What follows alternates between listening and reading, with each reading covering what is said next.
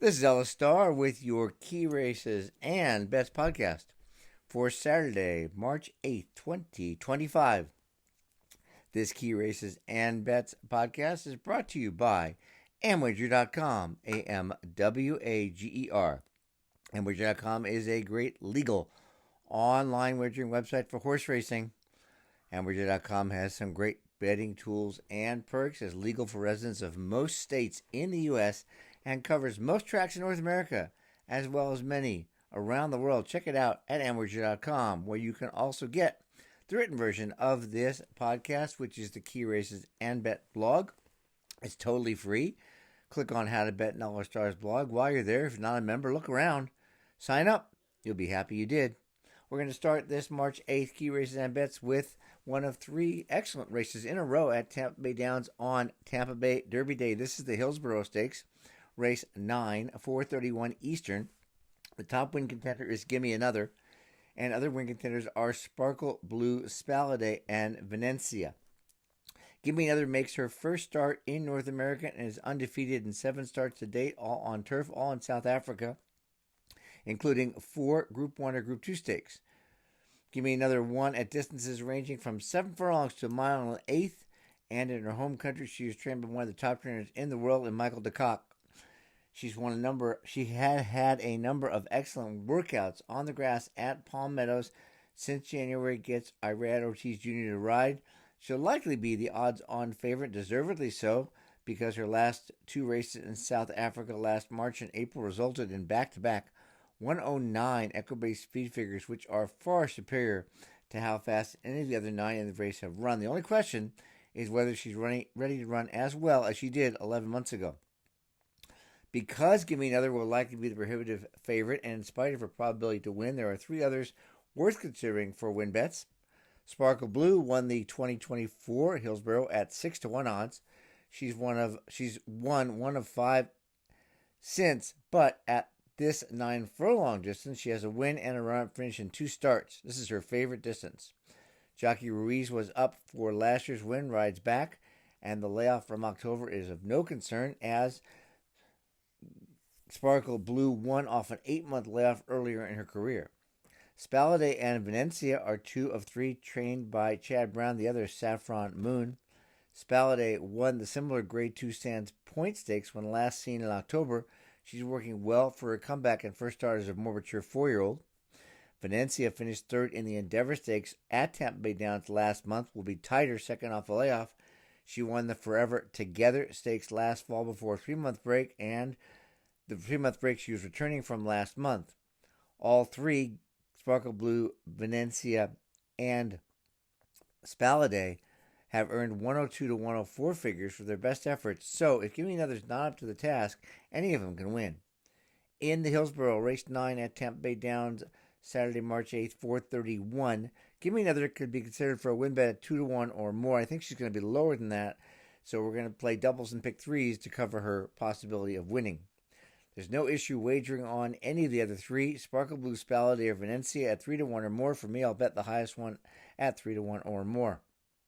For doubles and pick threes, we're going to play 2 plays, 1 singling using only Gimme Another. So the first ticket for race 9 is Gimme Another. For race 10 for the double is Miavana, Pretty Lavish, and Nitrogen. And for race 11 for the pick 3 is Patch Adams, Hill Road, and Owen Almighty. The second ticket is going to be using Gimme Another, Sparkle Blue, Spalade, and Venecia. In race 10, Miavana, Pretty Lavish, and Nitrogen. And in race 11, Patch Adams, Hill Road, and Owen Almighty. This way, if Gimme Another wins, you have it twice, doubles and pick threes. Moving on to race 10, the Florida Oaks, 5:03 Eastern on the Tampa Bay Downs card on Saturday, March 8th. The win contenders are Miavana, Pretty Lavish, and Nitrogen. Miavana was sent 2 turns for the first time last month, leading from start to finish in a field of 12 and never was threatened. She ran the race like a closer because even though on the lead, she finished fast, 23-2 for the last quarter. She shifts in from Gulfstream for Mike Maker and gets Joel Rosario, who in spite of being known for bringing home closers, has a tremendous knack for getting frontrunners to relax on the lead and kick on in the stretch. However, I don't think Miavana is necessarily a need-to-lead type, And from the outside, Rosario has lots of options. The 92 Equibase speed figure she earned in that race, just a maiden race, is just 1 point lower than the best figure in the field earned by Nitrogen, winning the Gingerbrew Stakes at Gulfstream Park also in January. Miavana, considering I expect Miavana to run even better off the experience of a route, she could be tough, and she's very likely to be ignored in the wagering relative to others. Last but certainly not least, this well-bred filly. She's a really well-bred filly because her dam produced Trickery, winner of 5 of 10 races, 3 of turf, and $1.3 million, including last year's American Turf Stakes on Derby Day, the Belmont Derby, and the Secretariat Stakes. This is a very, very well-bred filly. Pretty Lavish is a perfect 2 for 2 in her career, trained by Grand Motion, who can win 2 in a row if Gimme Another wins at Hillsborough. Pretty Lavish won in Ireland in October, then her U.S. debut last month was very impressive when rallying from 9th on the far turn to win by a neck and running the last quarter in under 23 under Ariartes Jr., who rides back. It was obviously a prep for this race, giving her a race over the course. The 89 figure is bound to be improved upon in her second start after 3 months off and second over the course.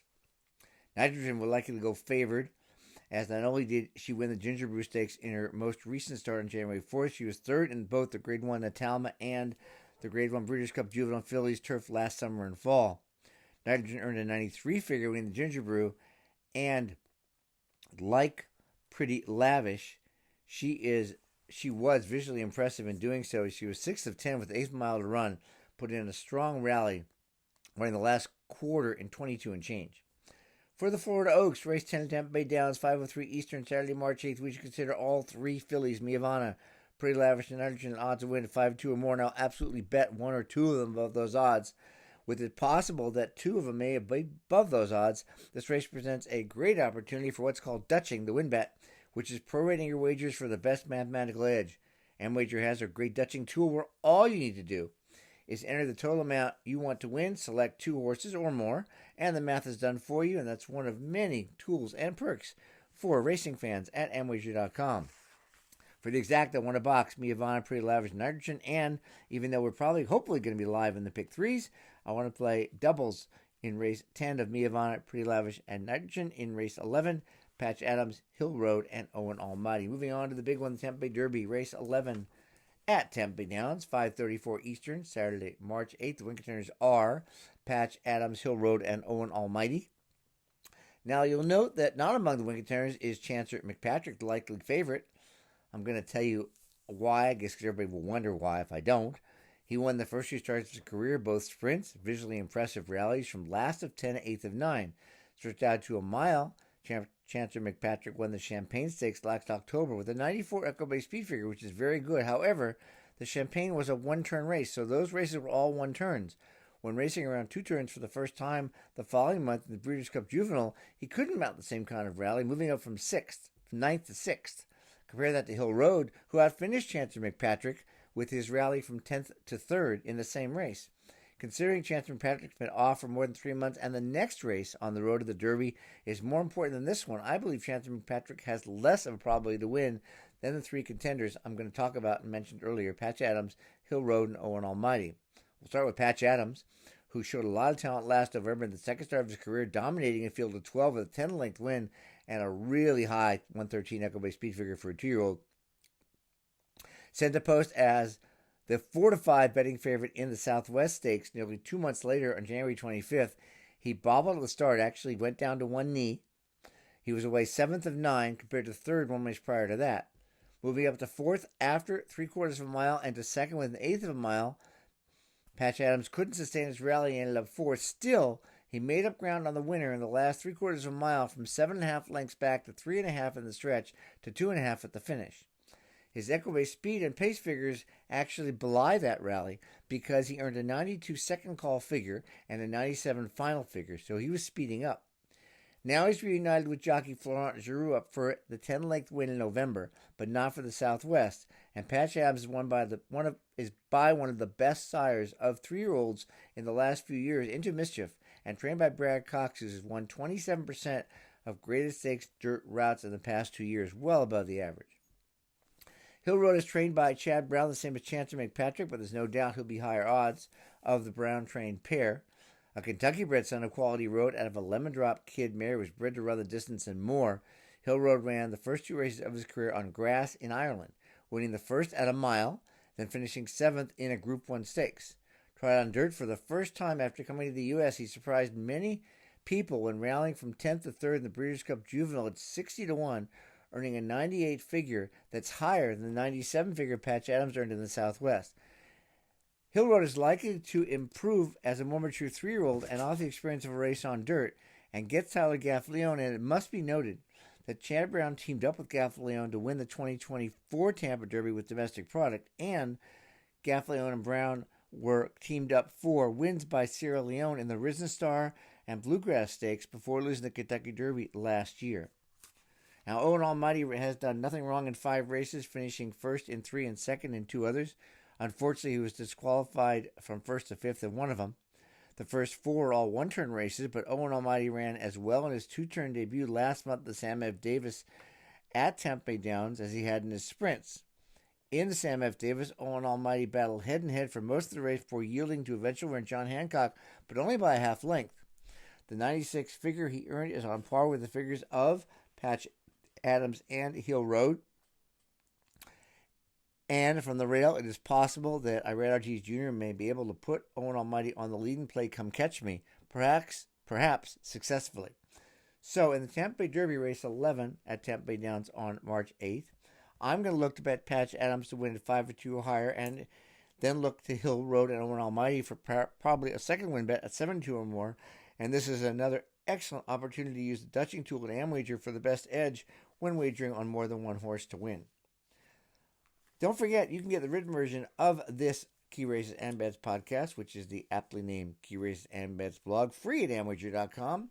Click on How to Bet in All Stars blog. While you're there, if you're not a member, look around. You'll be happy you did. It's a great, small ADW, legal, registered in the U.S., for residents of most states, and carries most races in North America from browse many around the world. You'll be happy if you signed up. I'll be wagering there all weekend. I hope you will as well. And thanks for listening, and we'll talk to you next week.